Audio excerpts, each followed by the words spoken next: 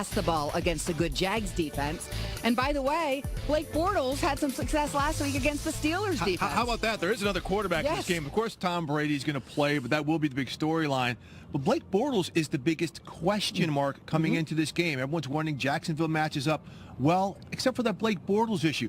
But here's one thing that's working in Bortles' favor, Kim, and that is his red zone offense. Believe it or not, Blake Bortles, 20 touchdowns in the red zone, no picks. And, of course, last week against the Steelers, 5 red zone touchdowns. 4 of them were runs, but 1 was a touchdown pass. But we spoke to Bortles this week when I was down in Jacksonville, and he said everything started at the beginning of the season. They started scoring in the red zone. They got momentum, and now it actually has become second nature. Now, we know the Patriots are dynamic defensively in the red zone, one of the best scoring defenses in the NFL, especially the back 3 quarters of the season.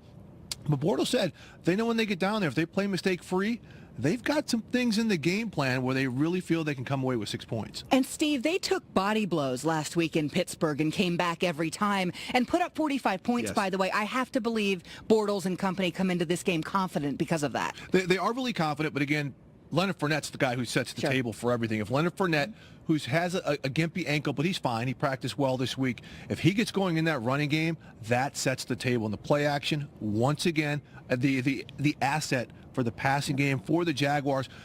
Kim, this team has got unbridled confidence. Now, they're walking a fine line with humility and being cocky, but as we heard yesterday with Jalen Ramsey saying, you know, they're gassed up. The Patriots tried to gas them up, tried to prop them up, but they feel very confident that they can come in here, and they've got a very good game plan to match up well with New England. Well, let's hope it's a fun one and a good game tomorrow, maybe in part because of that confidence. Absolutely. Back to you guys.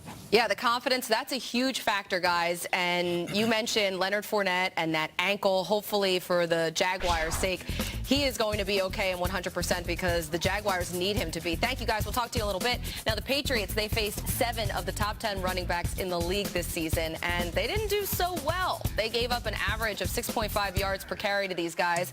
Leonard Fournette was also a top 10 running back. So first 8 weeks don't matter. Right. Maybe he set up to have another big day here.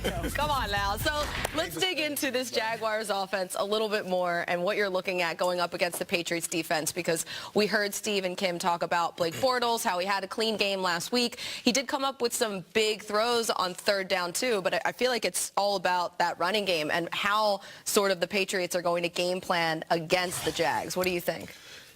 Well, for them to have any success, they have to run the ball. But the way they run the ball is so effectively, so it's so simple, but yet complex, because they utilize things that people don't utilize. Fullbacks. Is that right, Mike Robb? Hey, man, what you talking about, man? Hey. Fullbacks are being in there. That touchdown on a fullback, that was so complicated because it says, hey, they normally use a fullback. So they fake it to the fullback. Linebacker is not thinking. They ran at least 15 leads last year, so they set it up. Yes, the linebacker is not going. The linebacker said, man, they're not throwing the ball. They're especially not giving it to the linebacker. Exactly. Oh, yes, they are. 15 times. Very few offensive coordinators would be as methodical as that to have it set up 15 plays in a row. Usually, offense coordinators, they don't wait around, aren't that patient enough.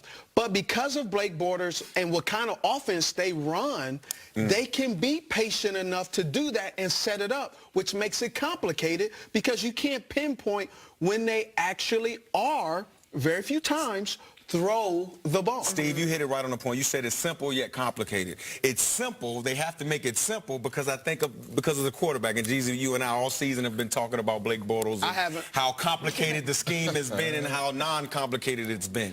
But I think what makes Blake Bortles, you know, I ain't gonna say special. I don't even want to use those words right now talking about Blake Bortles. But what why are you looking at me like that for, Jeezy? Which word are you trying to use? What makes him efficient and effective in the playoffs right now? Unique. Okay. That's a good word. He's scrappy, man. It's like the euphemism segment. and that's what I like about him. He's scrappy. You look at this kid, and the fact that he's running the football. Hold on, you say scrappy? Scrappy. You know what I mean? Running the football. Look, and I'm talking about in scramble mode. You know what I mean? He kind of reminds me of Alex Smith. He's a real gym rat. Whoa. No, listen. I'm not talking about throwing. I'm not talking about explosive passes. I'm talking about the little yards that he gets rushing the football. They add up. Second on the team during the regular season and getting first downs, getting rushing first downs. In the playoffs, over 125 yards rushing right now. So his legs have been keeping them in games and moving the sticks. And if he can do that today, that's the unpredictability about this Jacksonville Jaguars offense that could give Bill Belichick a little bit. I like that. I'm rocking with you. Come on now. I think we're going to have a new segment with Mike Robb called "How Do I Put This Gently?" And JD's always going, no disrespect. Exactly. There we go. Throw it The out. only legs Jacksonville Jaguars need to be worried about are Leonard Fournette. Those are the only legs we're going to see tomorrow running as much. He better be running more than Blake Bortles is running. You know what I'm saying? He absolutely will. TJ Yeldon, too. Absolutely. TJ Yeldon is a heck of a player. But see, when a running back gets He's a third the down ball, guy. guys are attacking the line of scrimmage. When a quarterback drops back, guys have to And drop obviously, and as do you stuff. said, they play off of that. They play off of those fakes to Leonard after he's got off, after he's gained those couple first downs, gotten those chains moving. Once that play action comes into play, it makes Blake Bortles' job that much easier. For the Patriots defense against this running game, I've got a key, Mike Robb.